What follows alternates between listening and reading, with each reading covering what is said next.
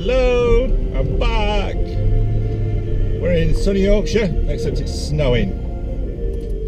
Weather forecast snow for this morning, and we're going to Ladybower Reservoir.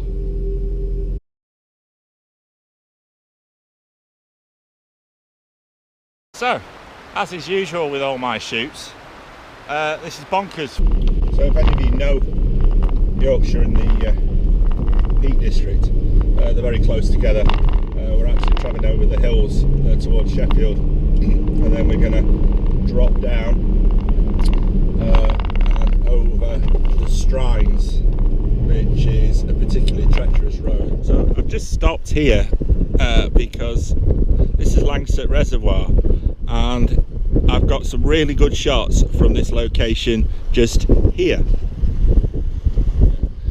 Get some great sunset images, long exposure, flatten the water off, and job's a good one. So if we find that we can't get the shots that we want over at Ladybower, or if I can't get there, we'll come back here. But certainly I will do another video here in the future. But this is Langsett Reservoir on the Yorkshire-Derbyshire border, and I'll put up a couple of images of shoots that I've done here. And you can see how pretty it can be when the weather is clement.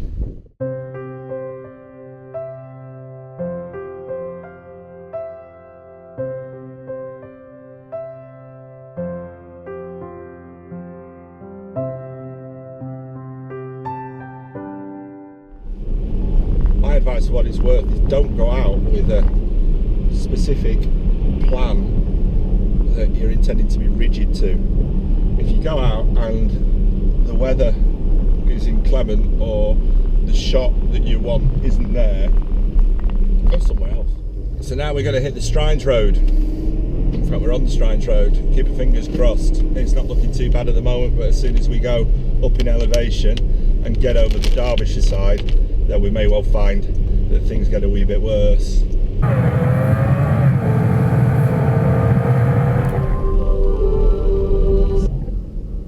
So we've got the car in DSR mode because we're going down a 25% gradient hill. We drop down into the valley. I don't know if you can see on the camera, but look at the difference.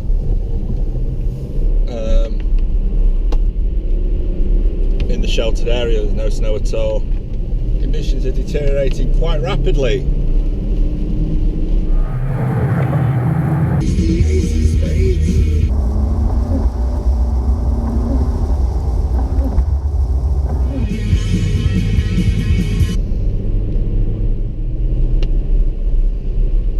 Quick shout out to everybody who's commented on my videos so far and also subscribed to my videos.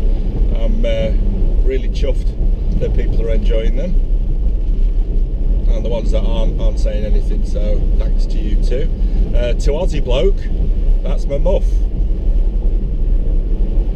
It's a big black furry one. We're at Derwent Reservoir, and this reservoir is pretty famous. So we're just going to do a pan shot of the reservoir, and I'll explain to you why it's famous. If anybody's ever heard of the Dam Busters squadron of Lancasters, that one of their primary jobs was to bomb the dams in Germany with the famous bouncing bombs. Now they needed to practice the bombing runs, and this is where they actually practiced their bombing runs, in this location. And every so often they do a flyby, but it's very, very difficult, if not impossible, to get to this location when they do that. Now I'll show you an image that I got here a few weeks ago where the Lancaster actually flew past. Now it's a terrible image because I was set up in this location like this to take a picture of the dam wall,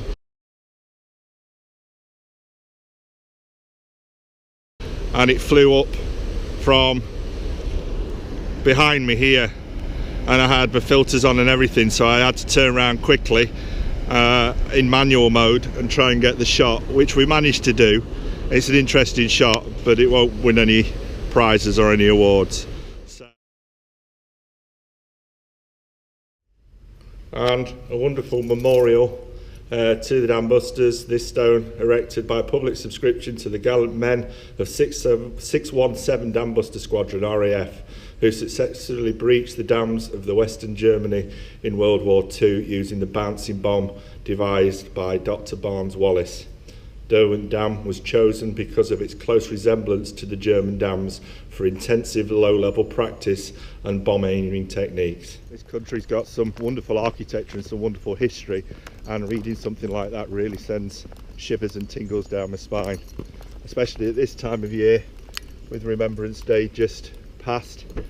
Just remember all the people in World War II on both sides, both Germany and the Allied forces, who gave up their lives for things that it's just crazy that we're fighting wars and we've still not learned, but never mind. Onwards and upwards. So as is quite usual with a lot of my excursions and outings, I'm the only one here. There's nobody about at all. It's completely desolate and isolated. I'm going for a walk. It's snowing quite a lot, and we're going to go over in this direction. Not much light to speak of. Ooh, water. The further up the valley here, there's the start or the source of where the water comes from for the reservoirs, and it's a river stroke stream, and there's a bridge there. So we're going to go for a little meander, little walk, and see if we can get some pictures there, more close up at the moment, because the visibility is not the best with the snowfall. So we shall see. Now we're walking along the banks of Howden Reservoir, and we're in the forest. This is an absolutely stunning location, and I've actually wild camped here in the past. Right in the location we're at now, actually, just here, because I can recognise these fallen trees.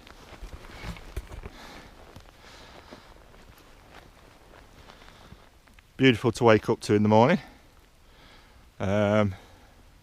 Snowing quite heavily now.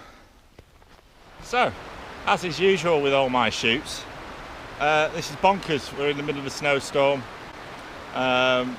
This is the image that we're trying to get here. You can see I've got the rain protector on the camera just as well. This is my bag. This is me. This is the shot, and it's not a shot because we don't get shots with the snow this bad. Anyway, we're shooting at f/16. If you can see through there, and that's the composition of the shot, which isn't particularly good, but I'm not in the mind for moving.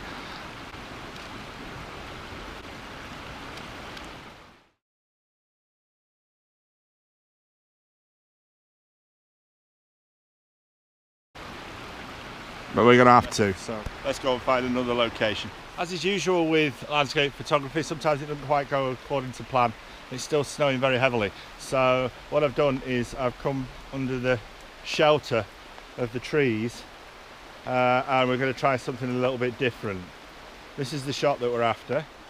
Okay, leading lines of the big trees into the stream here.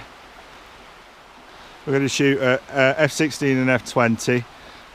Focusing just a smidgen between 2 feet and infinity, and that should get the shot nice and sharp. And what we'll also try today is focusing to the distance and to the foreground, and we may blend the images in Photoshop to see what we get. As we can see, we've got the camera set up with the rain cover on to protect us from the elements, but luckily we're quite sheltered here. So we've got the remote shutter release.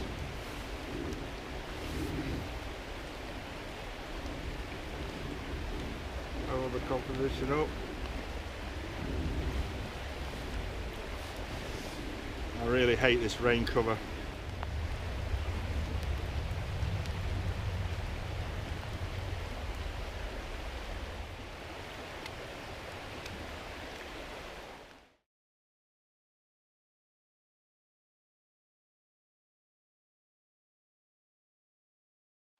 Now, as you can see, we're actually ventured into the stream itself to get some shots.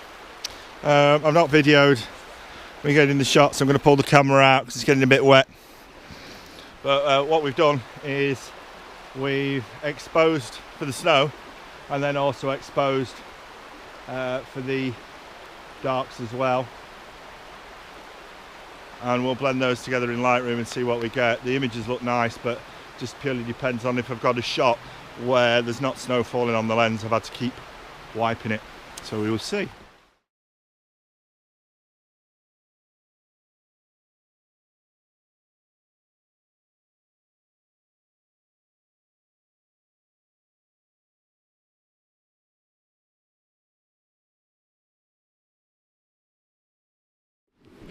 So I've taken to carrying the tripod rather than keep packing it away. And we're just walking up the stream now. And this is the stream that we're taking pictures of. That's the one that feeds the reservoirs, as do lots of tributaries that run down either side of the valley. Excuse my £2 glasses from Co-op. I think they quite suit me. So pretty winter wonderland at the moment. Walking up the valley. Lots and lots of possibilities for shots. Oops.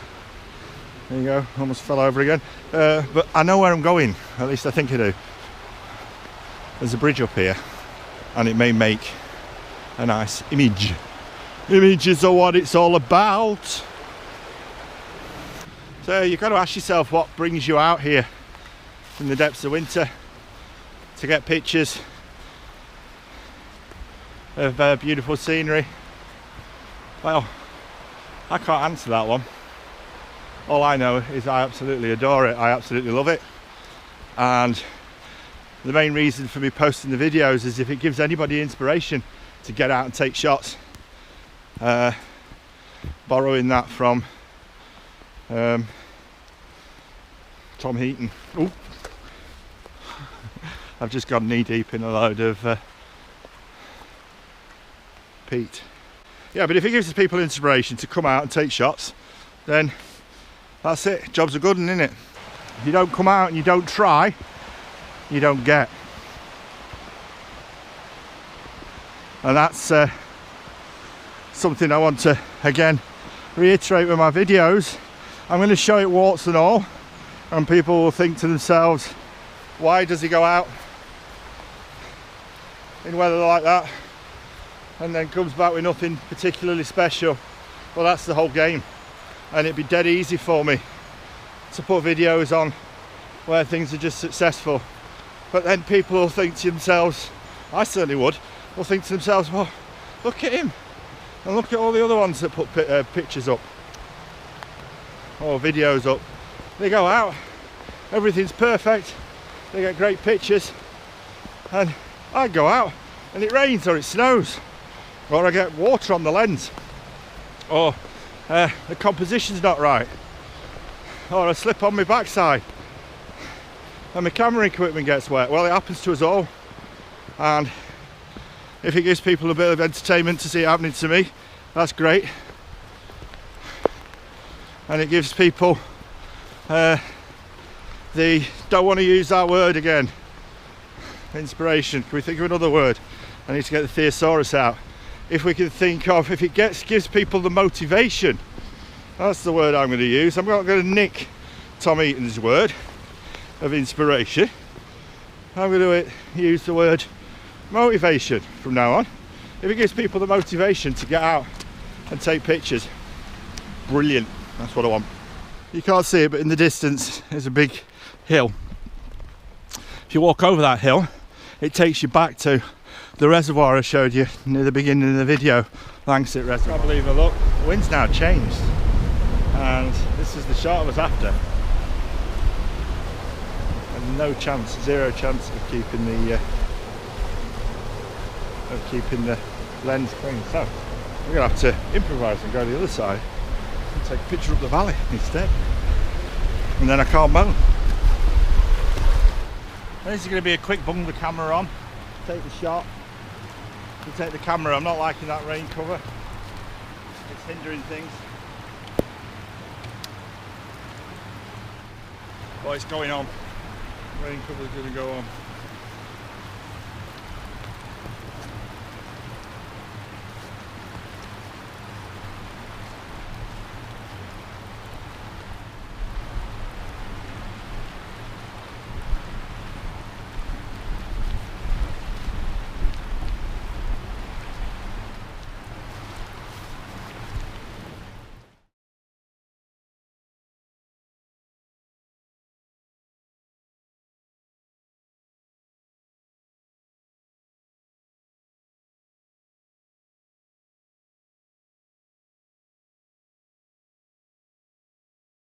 So, what a difference 20-30 minutes makes.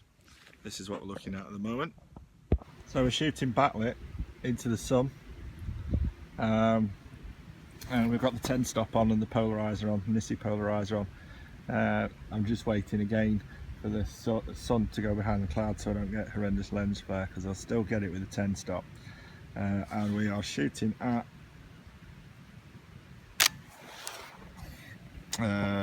15 seconds at f18 at the moment.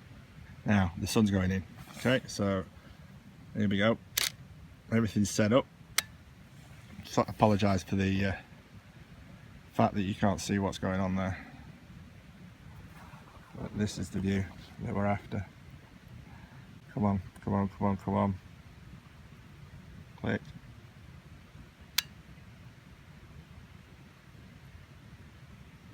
Wait, if you can look up at the sky, that sun's going to go behind that cloud bank that's coming in now. And there we go. Now we just need that sun to be behind those clouds for long enough for that 15-second exposure to take, which is going to do looking at the cloud bank. Get a nice dreamy sky at the top, get a nice dreamy glass-like appearance of the lake. That's what we're after. 15 seconds, let's have a look.